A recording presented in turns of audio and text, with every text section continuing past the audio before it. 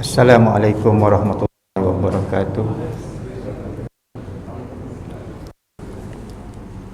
Innal hamdalillah nahmaduhu wa nasta'dihi wa nasta'unuhu wa na'udzu billahi min syururi anfusina wa min sayyiati a'malina.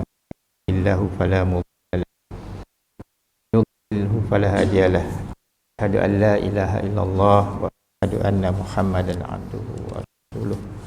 Allahumma salli ala sayyidina Muhammadin abdika wa rasulika nabiyyi ummiyi wa ala alihi wa sahbihi ajma'in. Pada Tuan Haji Nasir, aku Musi Surau bersama ahli jawatan kuasanya, imam, khususnya kepada sidang jamaah sekalian.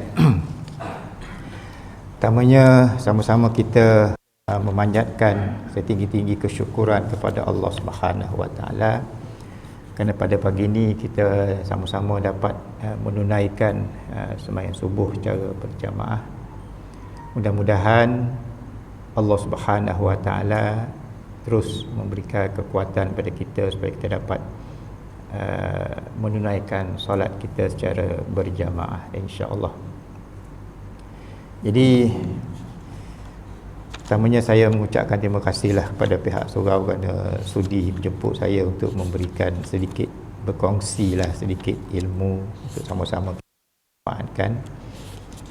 Dan tajuk yang diberikan kepada saya ialah adakah tahun ini merupakan Ramadan terakhir.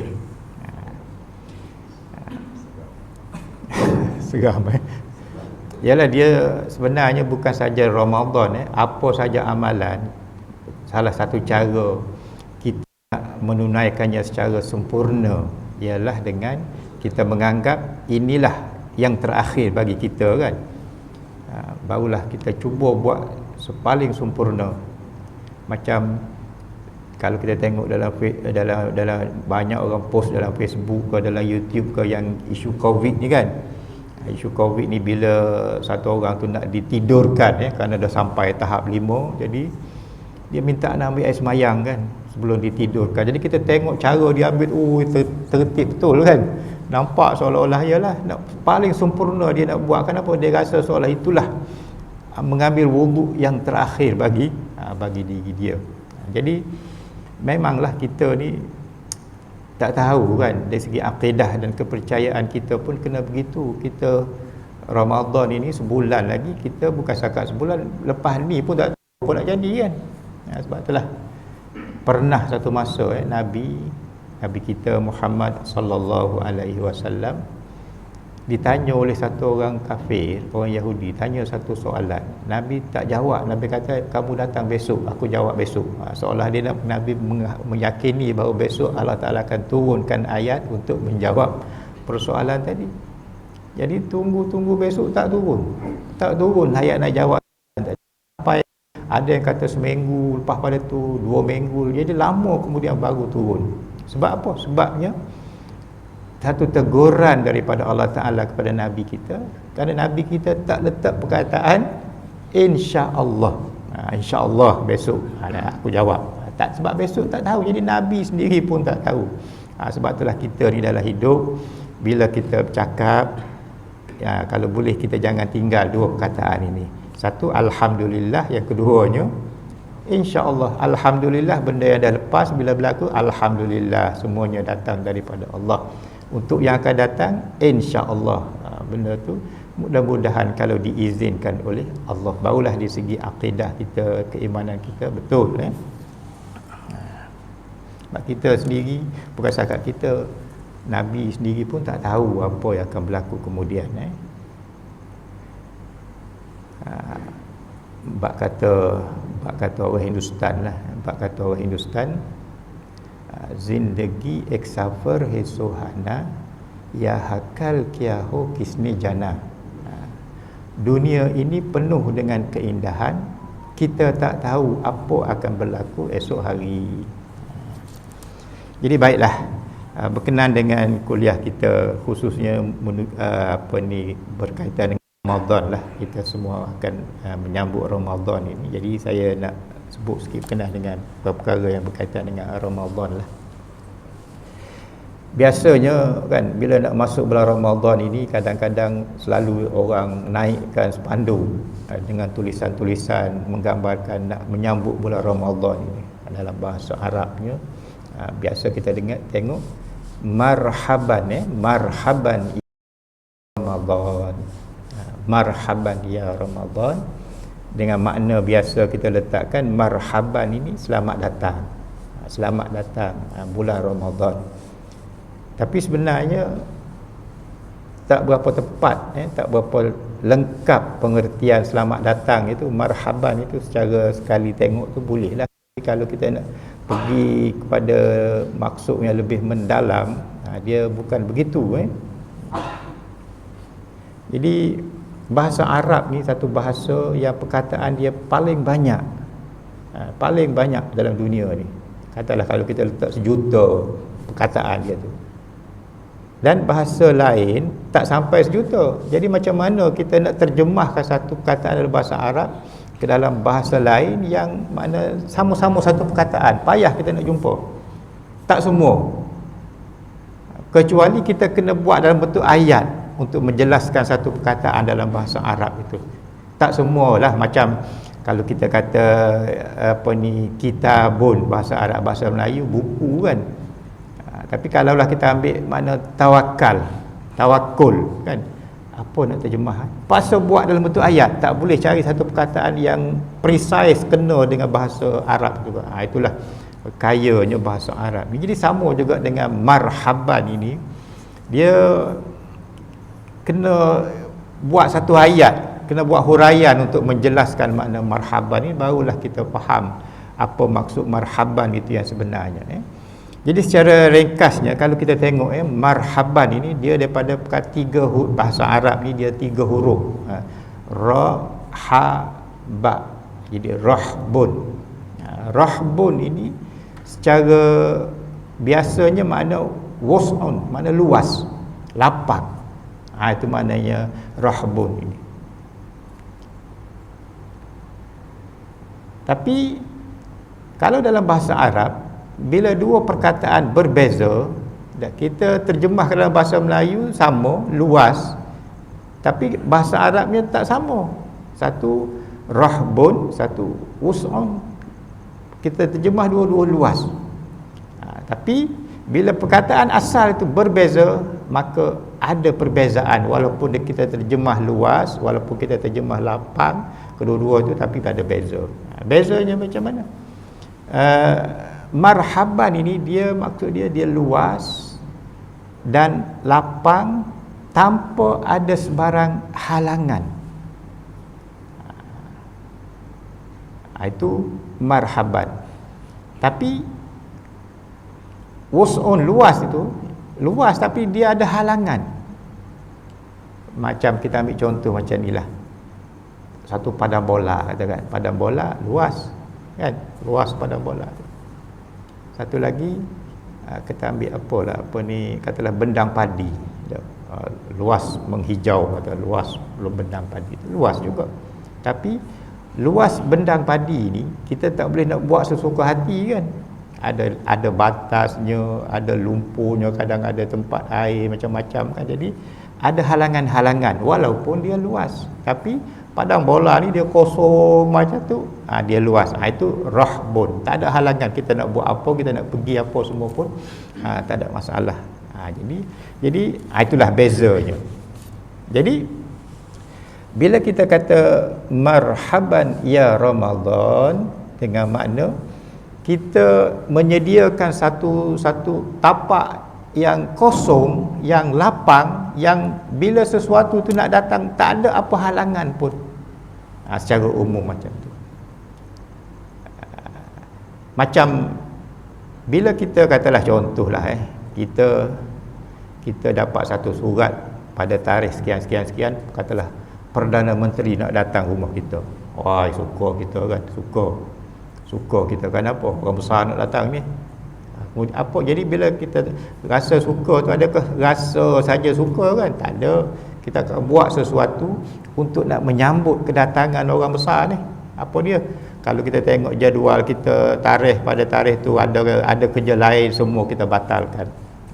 Semua kita batalkan. Kenapa nak sambut orang besar ni?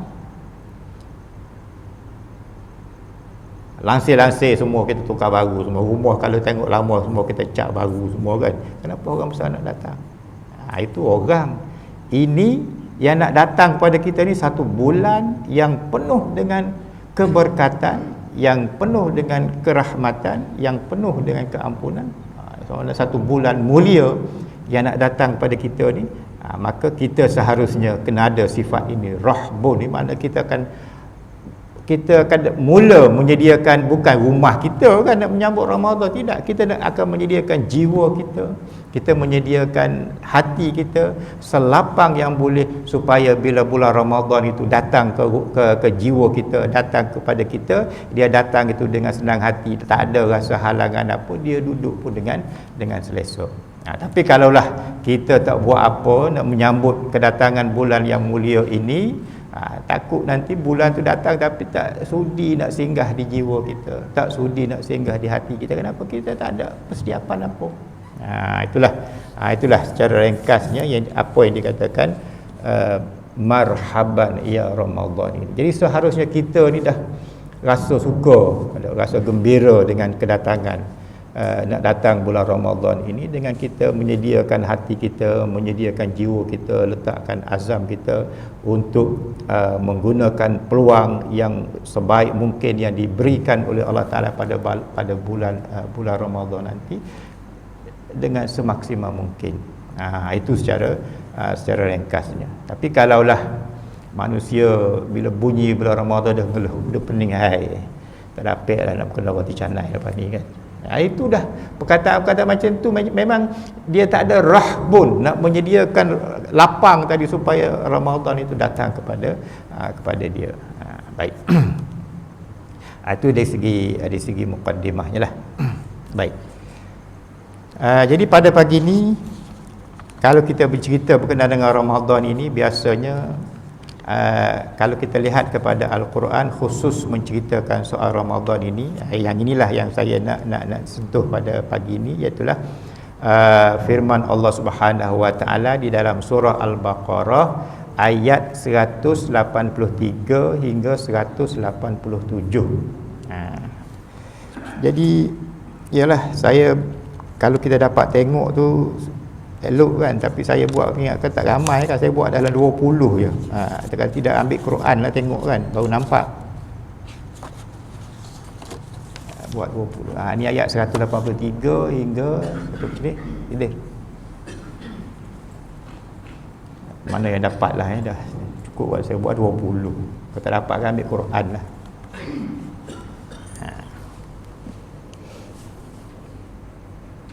Ini ayat Quran je, ayat Quran dan terjemahan bermula daripada ayat 183 hingga 187.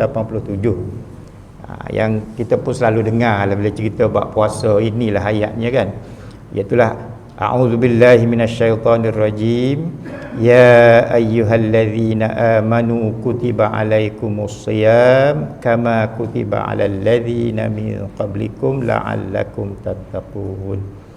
Wahai orang-orang yang beriman, kamu diwajibkan berpuasa sebagaimana diwajibkan atas orang-orang yang dahulu daripada kamu, supaya kamu bertakwa. Inilah ayatnya, dalil wajib kita berpuasa bulan Ramadan ini. Jadi ayat ini mula dengan ya ayyuhallazina amanu. Kalau kita tengok dalam Quran, ya ayyuhallazina amanu ni ada 89 kali. Wahai orang-orang yang beriman. Saya tidak nak tafsir satu-satu ayat ini kerana masa kita ni kan. Saya nak ambil beberapa perkara saja. Baik. Cuba kita perhati pada perkataan ya ayyuha. Ya, perkataan ya ayyuha tu.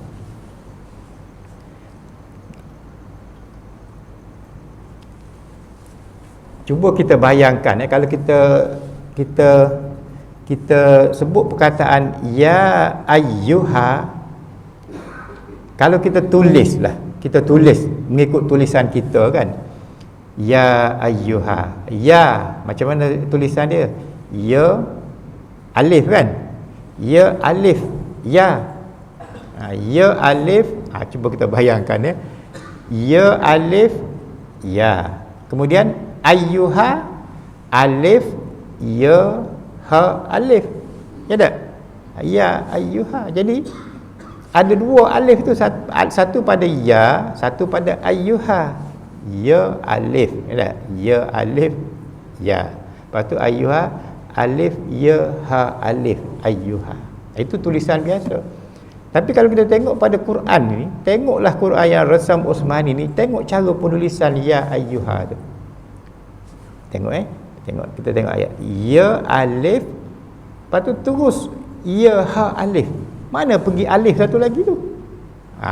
Itu. Mana pergi? Sebab itulah Al-Quran ini, maklumat yang nak disampaikan oleh Al-Quran ini bukan hanya kepada makna tak saja, bukan. Makna tu satulah. Satu lagi, maklumat juga nak disampaikan oleh Al-Quran ini melalui bentuk tulisan itu.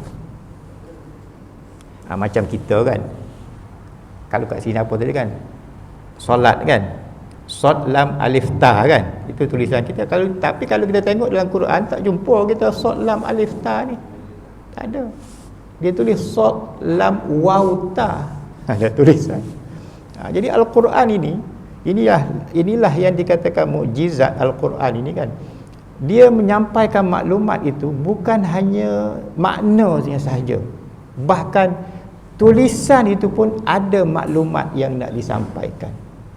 Jadi kalau kita tengok dalam perkataan ini kan, ini bila kita baca Quran ini kan, jumpa ayat-ayat yang ya ayyuhallazina amanu, kita kena datangkan benda-benda macam ni.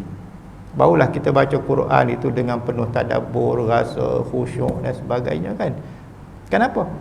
Di sini perkataan ya ayyuha ni dibuang satu huruf hamzah lah, huruf hamzah kita sebut alif lah kan. Dia ada makna dia, banyak makna dia, banyak tujuan dia.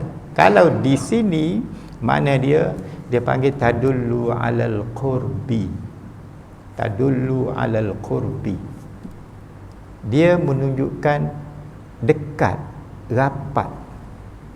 Jadi kita kena ingat bila kita baca Quran, kita jumpa dengan ayat ya ayyuhallazina amanu, kita kena rasa kita dengan Allah Taala ni dekat.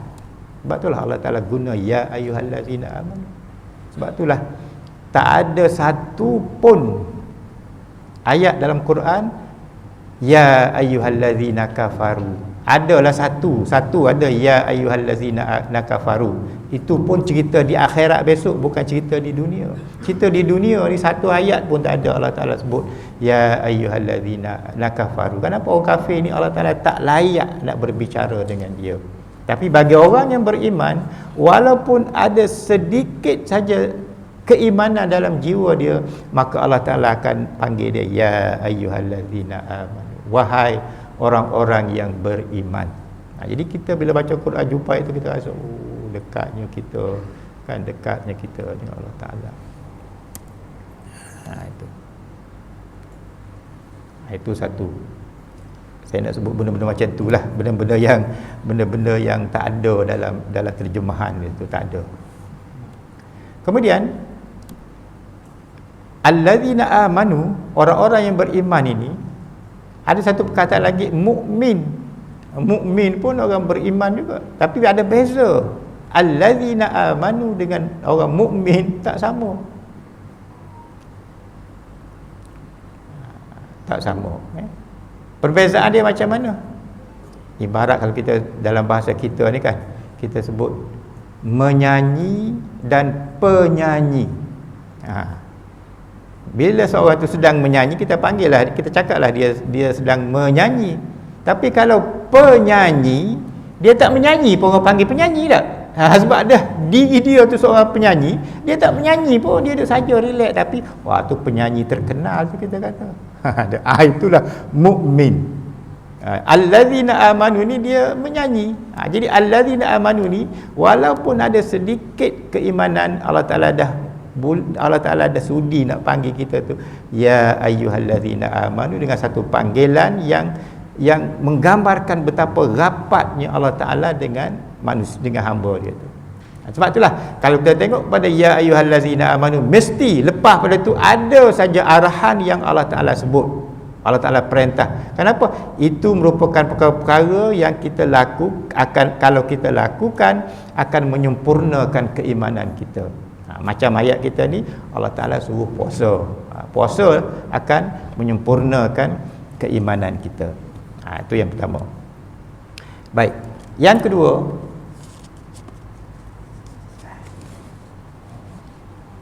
berapa ni?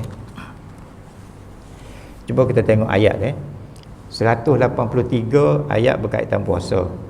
184 ayat ma'dudat, mana beberapa hari dah. Itu pun berkaitan dengan puasa juga. Kemudian ayat 185 syahrul ramadan allazi unzila fihil quran, dan seterusnya. Itu pun faman syahida minkumus syahra falyasum. Jadi ayat 183 cerita hak puasa. Ayat 184 pun cerita hal puasa. Ayat 185 pun cerita hal puasa. Kemudian ayat 186 wa idza sa'alaka ibadi anni fa inni qarib, apabila hamba-Ku bertanya kepadamu mengenai aku, maka sesungguhnya aku tu hampir. Tak ada kaitan dengan puasa kan? Ayat 186. Kemudian datang balik ayat yang terakhir, ayat 187, uhilla lakum lailatas siyam. Berkaitan dengan puasa juga. Jadi kan pelik tu. Kan pelik tu. 183 puasa, 184 puasa, 185 puasa, 186 bab doa. Allah Ta'ala dekat dan cerita berkenaan dengan doa. 187 cerita puasa balik. Jadi ini yang orang kafir yang dia tak faham Al-Quran ini, dia kata Al-Quran ni penulisan dia tak ilmiah ni, inilah antaranya. Berterabur. Sekejap cerita benda tu, cerita benda lain, patah balik cerita tu balik. Jadi seolah-olah tak ilmiah lah. Kalau kita lah kan biasanya kita menulis ni kan, kita selesaikan satu bab dulu, barulah bawa bab lain pula. Jadi kalaulah ilmiah ni, mana Al-Quran ni kata dia selesaikan ayat Quran, kalau buat puasa habis dulu ayat puasa, barulah lepas pada tu cerita tentang doa ni, cerita tentang ayat 186 ni. Tapi tidak, dia masuk ayat 186 tak ada sangkut paut pun dengan puasa. 187 datang balik cerita puasa. Itu jadi itulah maknanya yang saya katakan tadi, Al-Quran ni satu mukjizat. Maklumat yang nak disampaikan tadi bukan hanya dari segi bentuk tulisan, bahkan susunan ayat pun ada maksud yang nak disampaikan. Walaupun kalau sekali tengok orang yang tak tahu, dia kata penulisan Quran ni tak ilmiah. Tapi bagi kita yang belajar, kita tahu ada tujuan Allah Ta'ala susun ayat macam ini. Kadang-kadang kita kena yakin penyusunan ayat-ayat dalam Quran ini dia sifat tauqifi, datangnya daripada Allah, tak ada campur tangan manusia. Hatta Nabi Muhammad sendiri pun bukan dia yang susun ayat Quran yang kita duk baca sekali, walaupun surahnya nampak bertunggang-tunggang terbalik sejak Madinah, sejak Makki dan sebagainya. Ayat itu kadang turun naik bertukar-tukar, tak mengikut aturan turun kan. Tapi semua itu disusun oleh Allah Subhanahu Wa Taala melalui perantaraan Jibril yang bertadarus pada Nabi kita, dengan Nabi kita sallallahu alaihi wasallam. Jadi susunan ayat ini pun ada maksud yang nak dicapai. Jadi dalam ayat ini yang 183 dengan 187 ini cerita semua hak puasa, cuma diselitkan bab hampirnya manusia ni dengan Allah Ta'ala dengan manusia. Dia kalau kita belajar ilmu balaghah lah, ilmu balaghah ni ilmu keindahan bahasa Arab lah. Dia ada satu, kalau macam ni cara penyusunan ayat-ayat Quran ni, dia panggil istilahnya istitrad. Dia panggil istitrad. Mana istitrad ini dia paling, dia pemalingan, dia paling pada cerita lain sekejap. Maknanya dia cerita satu benda, dia keluar sekejap daripada cerita tadi, kemudian dia patah balik cerita asal. Itu dia panggil istitrad, pemalingan. Jadi di sini apa tujuan dia tu? Tujuannya ayat yang Allah Taala kata apa ni, ayat 186 tadi, wa iza sa'alaka ibadi anni fa inni qarib, bila hamba aku bertanya tentang aku ni dekat. Makna dia, dan dia diapit oleh ayat puasa, maknanya Allah Taala nak bagi tahu pada kita bahawa orang yang sedang berpuasa ni sebenarnya dia hampir dengan Allah Subhanahu Wa Taala. Kita kena rasa macam tu. Bila kita sedang berpuasa, dalam keadaan berpuasa kita hampir dengan Allah Ta'ala. Jadi jangan kita lepaskan peluang untuk apa, nak berdoa ke, nak apa ke kan. Sebab apa? Allah Ta'ala hampir dengan orang yang puasa ni. Sebab itulah dia selitkan ayat berkenaan dengan apa, hampirnya Allah Ta'ala dan doa ni di antara ayat puasa. Itu yang kedua. Baik. Jadi kita jangan lepas peluang lah. Sebab apa? Memanglah bila sebut puasa, kita jangan ingat asal puasa saja dia dekat dengan Allah. Jangan. Sebab ada satu hadis Nabi kata kam min shaimin laisa lahu min siyamihi illal ju' wal 'atash. Berapa ramai orang yang puasa tapi dapat daripada puasanya lapar dahaga saja.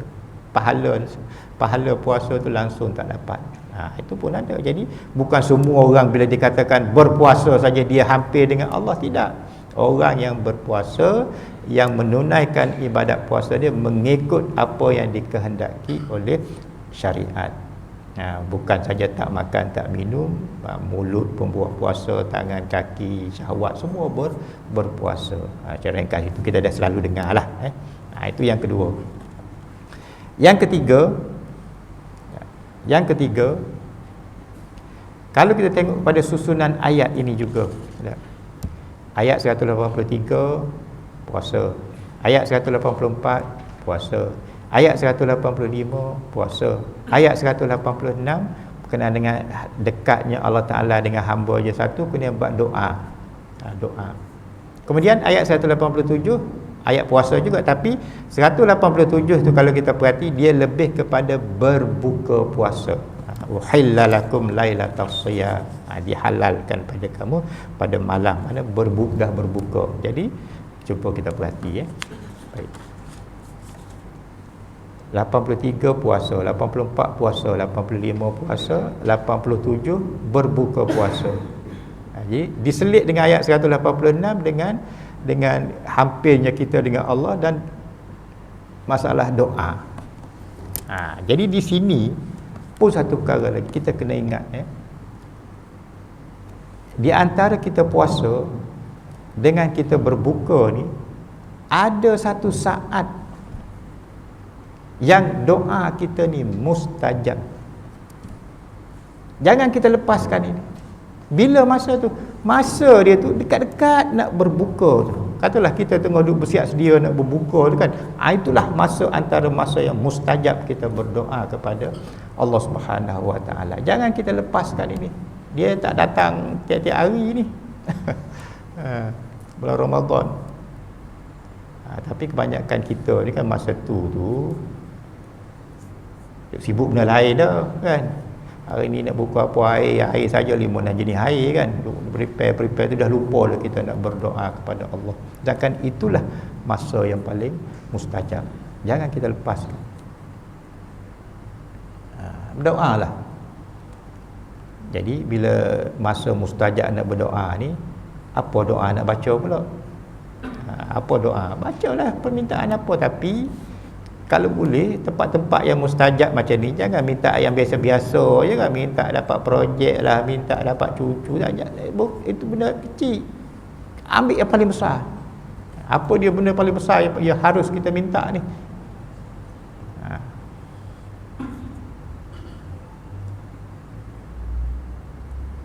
Apa dia?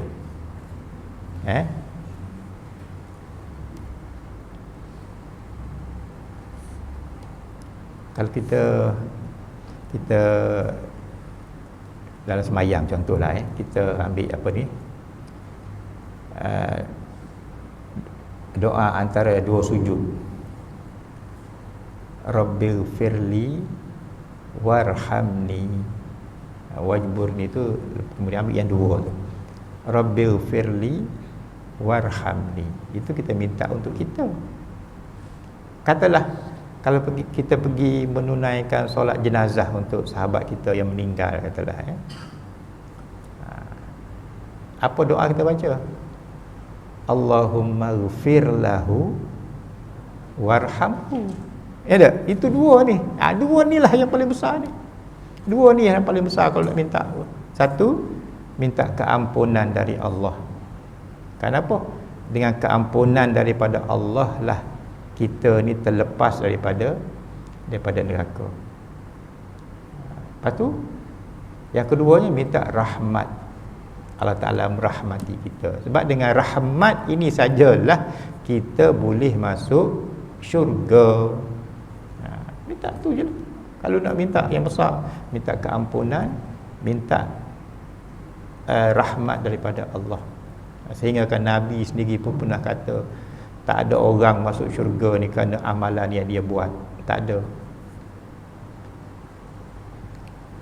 Sahabat tanya, kamu sendiri ya Rasulullah? Aku pun sama. Bukan, jadi masuk syurga ni bukan kerana pahala banyak, tidak, tapi kerana rahmat daripada Allah Subhanahu Wa Taala. Sebab itulah kita ini kena doa ini, cari masa-masa yang mustajab. Dan jadi sambil-sambil kita duduk atas meja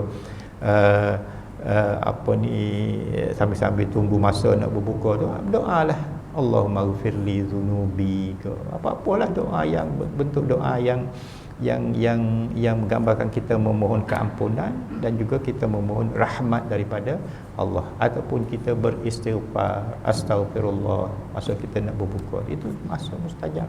Jangan kita lepaskan. Jangan kita asyik dengan kesibukan lain yang berbuka macam-macam kan.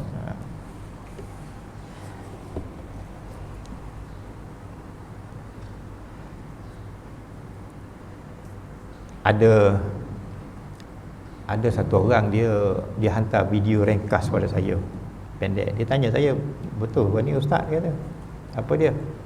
Dalam video pendek tu disebut satu lafaz istighfar yang kita ni selalu baca dan dikatakan salah. Astaghfirullahalazim allazi la ilaha illa huwal hayyul qayyum wa atubu ilaih. Dia kata salah baca macam tu. Dan sebenarnya itu yang kita duk baca kan.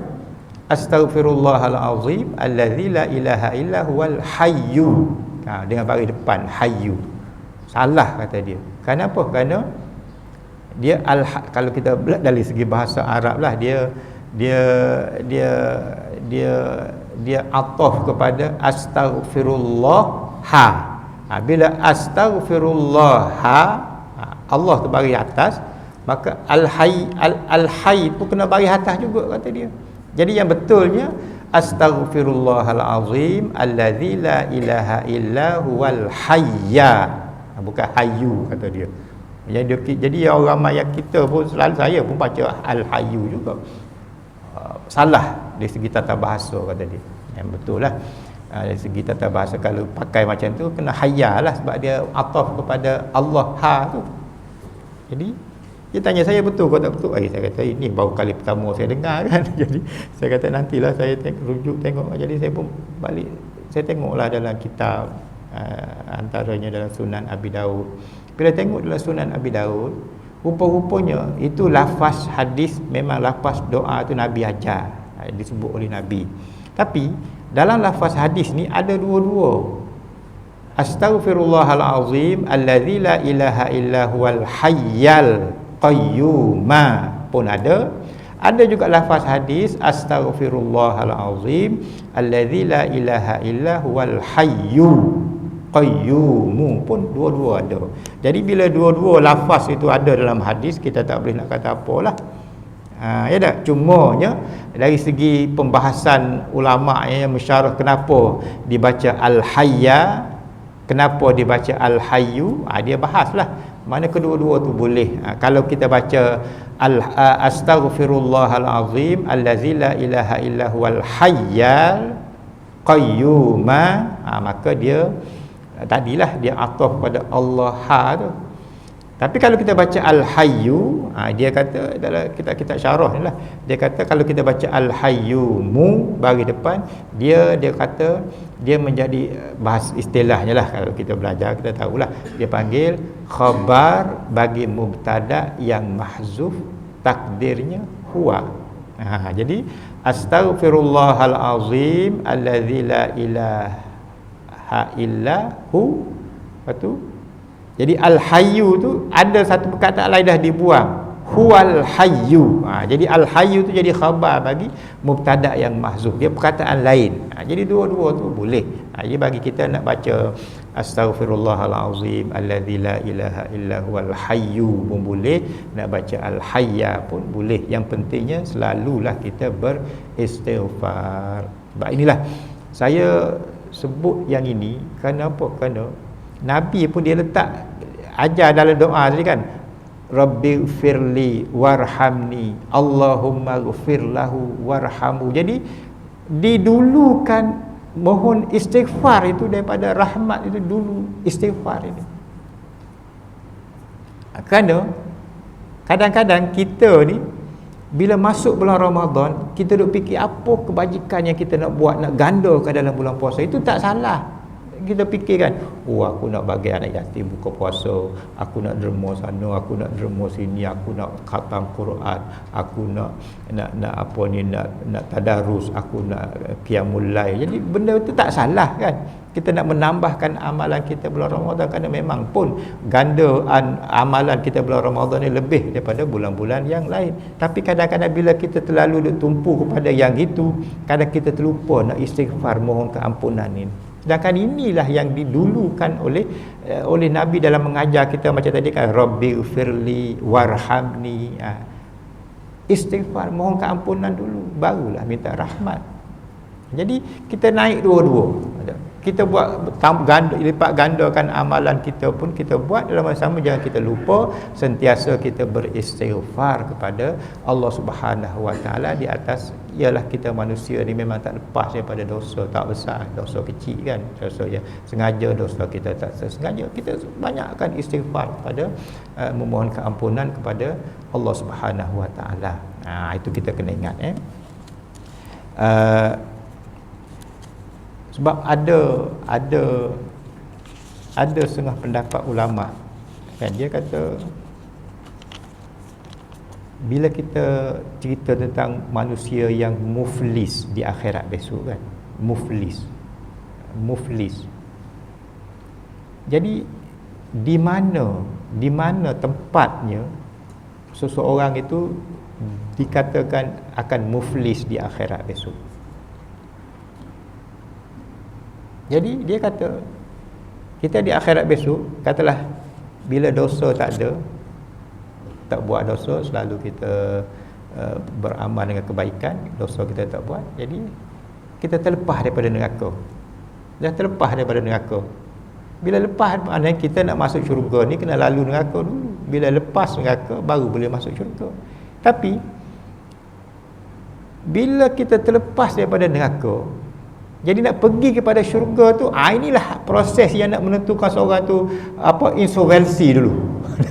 Nak check insolvency dulu, bankrupt ke tak bankrupt ni. Jadi di sini dah lepas daripada neraka ni. Tapi bila nak pergi kepada syurga, Allah sekali check insolvency dulu. Apa insolvency ni? Kalau kita insolvency ni bankrupt lah kan. Makna bankrupt ni muflis. Muflis ni maknanya check pula dosa kita ni dengan orang lain. Adakah kita pernah buat salah pada orang, kita tak sempat mohon maaf kan? Di sini cek ni. Ini yang takut kita tersangkut ni kan, maknanya patah balik lah. Wal-ayazubillah.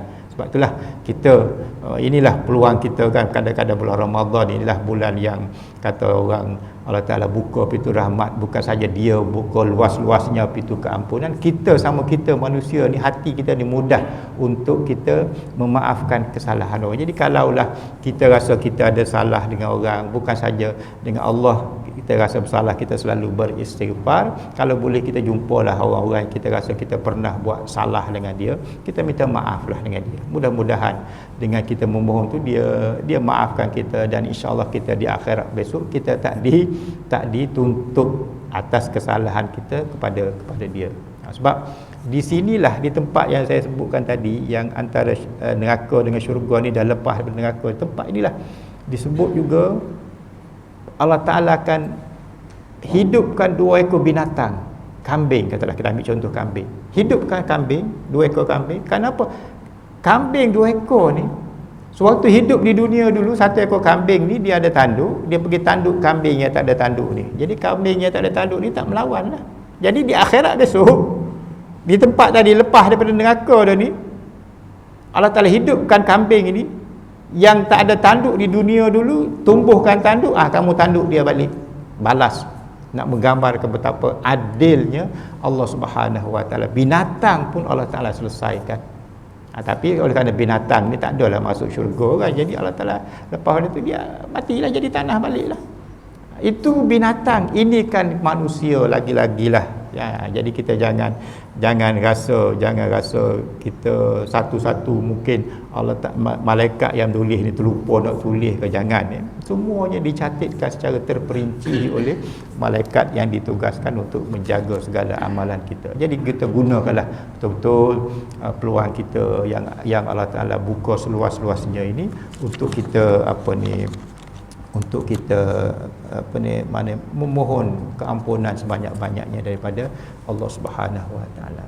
Dan yang kita naknya ialah seperti mana yang disebut dalam satu hadis yang masyhur, man qama ramadhana man shoma ramadhana imanan wa ihtisaban ghufira lahu ma taqaddama min dhanbihi.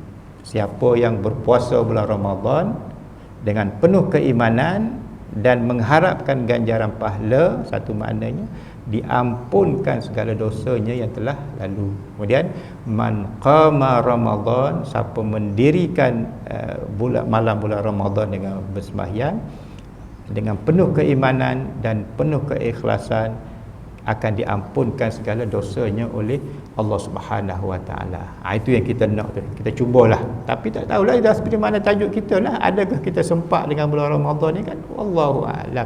Kita doalah supaya Allah Ta'ala panjangkan usia kita semua, supaya sempatlah kita bersama-sama dengan bulan Ramadan yang penuh dengan keberkatan, penuh dengan keampunan ini. Satu hadis dia panggil hadis anak tangga. Hadis anak tangga. Apa hadis anak tangga? Nabi satu hari naik atas mimbar. Naik pijak satu anak tangga, Nabi kata amin. Naik satu anak tangga lagi, amin. Naik satu lagi, Nabi kata amin. Jadi sahabat pun heran, apa ni ya Rasulullah? Naik satu amin, naik dua amin ni kan, naik tiga amin ini. Jadi dia kata, masa aku naik tangga tu malaikat berdoa 3 benda. Jadi bila malaikat berdoa tu, aku aminkanlah. Apa dia doa dia? Satunya yang malaikat doanya, maknanya dari sebut dalam satu bentuk kenyataan lah, statement. Rarima anfu rajulin, celakalah satu orang. Apa dia? Yang apabila dia masuk bulan Ramadan, kemudian keluar bulan Ramadan, dia tidak memohon keampunan pun dengan Allah Subhanahu Wa Ta'ala. Jadi Nabi kata amin. Nabi mengaminkan doa malaikat tu. Kecelakaan bagi orang yang masuk bulan Ramadan, keluar bulan Ramadan, tapi sekali pun tidak memohon keampunan daripada Allah Subhanahu Wa Ta'ala. Maknanya satu doa yang dibacakan oleh makhluk yang terbaiklah, Jibril, dan diaminkan oleh manusia yang terbaik, iaitu Nabi kita Muhammad sallallahu alaihi wasallam. Jadi beringatlah jangan kita lepaskan peluang yang Allah Taala bagi seluas-luasnya kepada kita pada bulan Ramadan nanti. Jadi bila kita tahu kelebihan-kelebihan macam inilah, kita rasa hati kita tenang, hati kita lapang, suka kita nak menyambut bulan Ramadan. Itulah yang dikenaki, yang dikatakan marhaban tadi. Bukannya rasa dah tak boleh nak makan pagi-pagi, tak boleh nak berkena, tak boleh tu, tak boleh ni kan, dah penat dan sebagainya. Jangan dah macam, biarlah rasa kegembiraan tu ada dah. Mau sekarang ini pun kita dah rasa tak sabar, macam kita dapat berita kata Perdana Menteri nak datang rumah kita tu, counting kita, menghitung hari, sehari-sehari makin gembira. Kenapa? Orang besar nak datang ni. Ini kan pula bulan Ramadan yang penuh dengan keberkatan ini nak datang kepada kita. Biarlah kita daripada sekarang ni dah rasa tak sabar, gembira tu kita meluap-luap. Kenapa? Bila ada rasa macam inilah, barulah Ramadan itu sudi singgah di jiwa kita, Ramadan sudi singgah di hati kita. Jadi saya rasa sekadar itulah dulu kuliah subuh kita pada pagi ini. Mudah-mudahanlah Allah Subhanahu Wa Taala memberi kekuatan kepada kita semua supaya kita dapat usahakan, kita dapat sama-sama beramal lah, cuba beramal dengan apa yang telah sama-sama kita sampaikan, kita dengar tadi. Jadi sekadar itu saja, saya memohonkan ampun maaf kalau ada tersalah silap. Wallahu a'lam. Assalamualaikum warahmatullahi wabarakatuh.